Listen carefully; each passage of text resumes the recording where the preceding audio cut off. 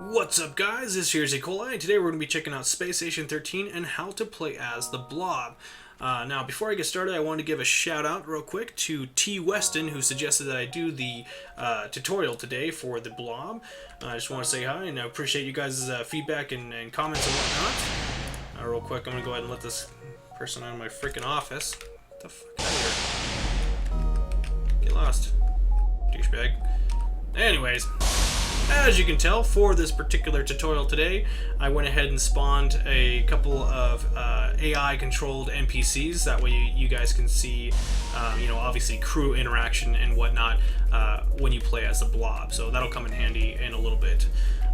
But anyways, right when you spawn up, you are going to look like a regular crew member, and you have anywhere from I'd say about 15 minutes total before you burst forth into your ultimate form. And turn into the Blob. So you can already see it. You feel tired and bloated. That's kind of giving you a cue that you have about 5 to 10 minutes before you burst. So, anyways, in this time, which is very limited, you want to pretty much go around with the mindset that you are a traitor. You want to go ahead and, as stealthily as possible, you want to go around and sabotage things, whether that be go and disrupt or disable communications. You can go and mess with the engine. Go screw with atmospherics. It could be all kinds of things. You want to do it stealthily though, because you don't want to get killed before you are able to set up shop. So, anyways, normally you would walk around and do things as best you can to disrupt the daily Space Station 13 life. So keep that in mind. I'm not going to mess with anything in particular. You guys are going to need to be creative in your own right, and I'm sure you'll figure something out. Anyways, one of the more common...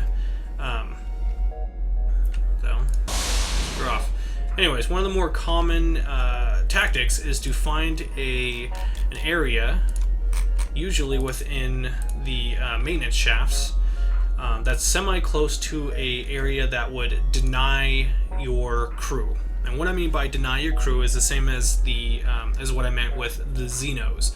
You want to set up your hive in an area that will do something like, let's say cut off access to the escape pods, or cut off access to arrivals. Maybe if you're able to set up yourself over by the bridge area and get access to the bridge, that would be a bad area.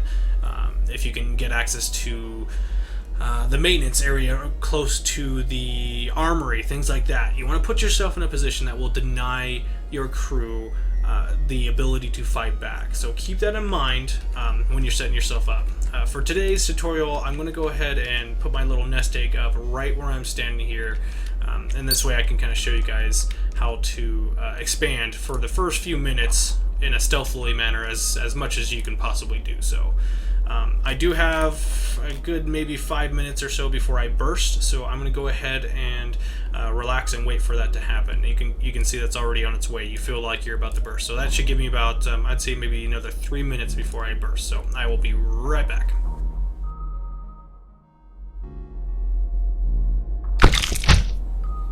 Alrighty, guys, you can see here that I just burst forth. Here's my Blob core. This is pretty much me right here, and from here I will push out, and we got our Blob. I'm going to refer to this as creep.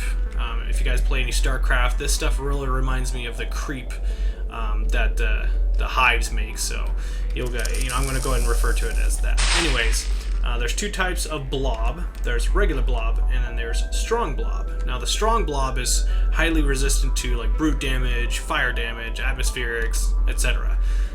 You can push the Blob outward by simply left clicking. You can delete area for whatever reason. I don't know why you'd want to, but you can by holding Alt and clicking, and I think you get a little bit refunded back. You can also manually reinforce your area by holding Control and clicking. That'll use resources, but it'll also make a strong area. You usually want to put these in like entrances and hallways, and it'll make it so the humans have a harder time getting to you.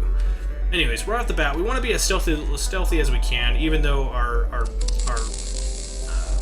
creep is going to push out on its own. So obviously right now I couldn't control that. This guy knows what we're doing. Luckily he's just a stupid AI, so he ain't going to do jack shit. Anyways, I'll get up there to eat him in a second. One of the first things you want to do is set up a resource blob. And you want to do that relatively close by your first node. This will... oops, did I click the wrong one? I might have clicked... Oh, I clicked factory. Anyways, I'm sorry guys, I misclicked there. I was trying to put a resource blob. That's okay. This, you can do that too. This is a pretty good idea to get off. These guys will obviously spawn out of the factory, and it gives you 3 per node, and it'll spawn these little spores, which you could then use to attack the crew members. You can manually tell them where to move by using middle click, and it will rally those units to that location. In this case, I do want them to go attack this. Anyways, let me go do what I intended to do, which was put a resource blob down. We'll go ahead and let's plug that right there. Boom. I hope I clicked the right one. Yes, okay, I did. Produce resource blob. Now this will obviously give me a little bit of faster resource trickle, which is what we want. And from here, we want to push out a little bit further. Go here. Usually I'd say between 6 to 8 squares away from your other node. And you want to drop yourself a node. Now when you click this node, it's going to kind of activate this area around it, and it'll kind of energize the blob, or these the creep that's in this area. It'll become a little bit more active. You can see it's attacking the walls, attacking the structures, and so on and so forth. Let's go ahead and do the same thing down here. I'm going to go out a little bit, and I don't have enough resources right now, but we'll wait for this ticker timer to go up. Come on, you little bastards. Aha! There we go. I'm going to rally my spores to come attack this guy. Come on. As you can tell, they're not the smartest bunch. There we go. Alrighty. The spores are obviously attacking these guys directly, and they do a little bit of damage. They're not super powerful, but they can overwhelm in numbers, which, you'll obviously get there when you have like a bunch of factories pumping these things out all over the place. And they can overwhelm by exactly what they're doing right now. They surround the target and just wail on them. This guy's going to go down relatively quickly. I'm going to go ahead and put down another node while we wait.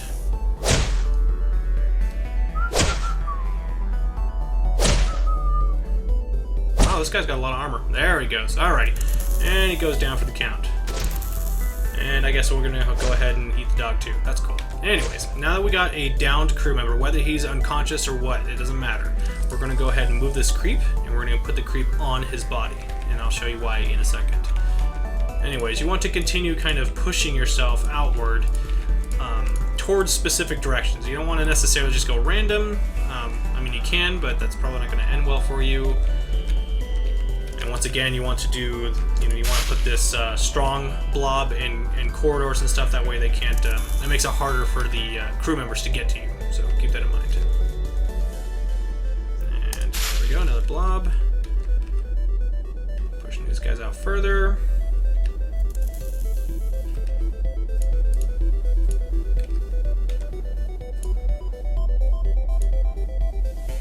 Ah, there we go.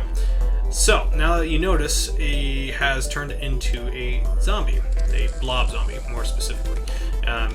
To me, it looks like he's become a spore. He's got one of these little spore head things attached to his head. Anyways, these guys have a little bit more armor, and I think they attack a little harder than a basic crew member punching with their bare fists.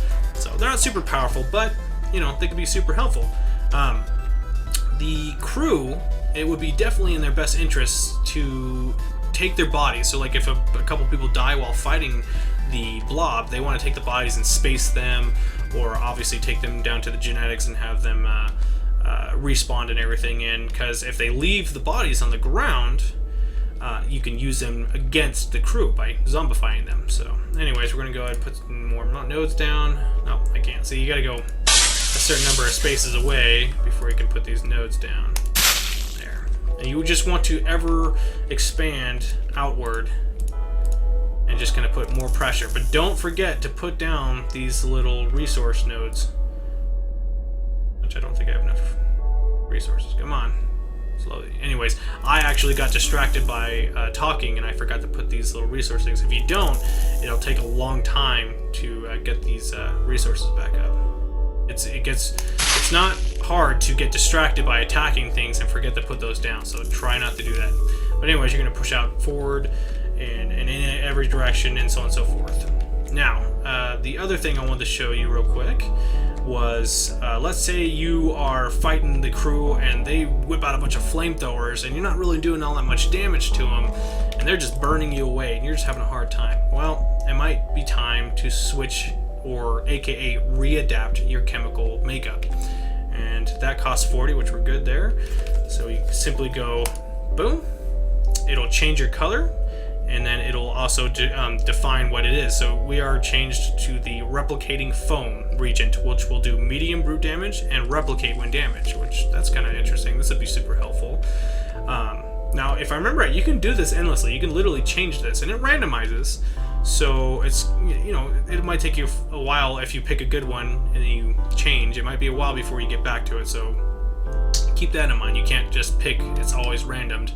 And there's about, I think, like 30 different flavors to pick from. So if you're having trouble fighting the crew, try changing this around. There's a couple of them that will, there's literally a version that will cause, you know, brute damage. There's another one that when it's attacked, it has a chance of bursting into flames. There's one that causes toxin damage. There's literally one that has hallucinogen. So when the crew is attacking you, it will make them hallucinate. I mean, there's all kinds of cool stuff that you can do. Let's see, what else am I forgetting? Here we go. Let's say the crew members were getting real close. They're pushing from the south. They have bombs and flamethrowers, and they're pushing. They're getting real close to your central node, this little core right here. You can simply switch to one of your other nodes and click relocate. Now, it uses a good chunk of your resources, but it can, you know, it could obviously save your ass in a pinch. So keep that in mind, that you can kind of bounce around. That's super helpful. And last but not least, let's find a factory. Where was the factory? Here we go. Alrighty. I have enough resources, so you have to go specifically to a factory, and you can pop out a blubber nut. Now, if I remember right, not all servers have these anymore. Some of the servers thought they were overpowered, they got rid of them. So not all servers are going to have that, so just be aware about that. Anyways, let's say you killed a couple crew members and you know subconsciously that you know there's a couple of ghosts floating around watching the round go by. When you pop these blubber nuts out, they are at first controlled by the AI, and they will walk around. They operate similar to these other spores and whatnot. However, if there's ghosts, aka dead crew members, the crew members could then, the dead players can jump into these blubber nut bodies, which is kind of cool, because having an AI is, it's okay, but they're not all that intelligent. They kind of just mosey around and they somewhat attack when they're supposed to. But having a human, I mean, that's just way, way more powerful. So make sure to pop these out. They're way worth the resources and everything. And it's just like StarCraft. Try not to let this be at 100. You almost always want to expand out, put more nodes down, put more resources, and so on and so forth. So just keep that going. I'm sure you guys will be fine. Other than that, if you guys have any questions, go ahead and pop them down below. Leave me comments, questions, and so on and so forth. I like the feedback, and I will try to get back to you as soon as possible. Other than that, if you guys have any other ideas for tutorials, go ahead and let me know, and I'll jump right on it. I hope you guys enjoyed this video, and until next time, I'll see you around.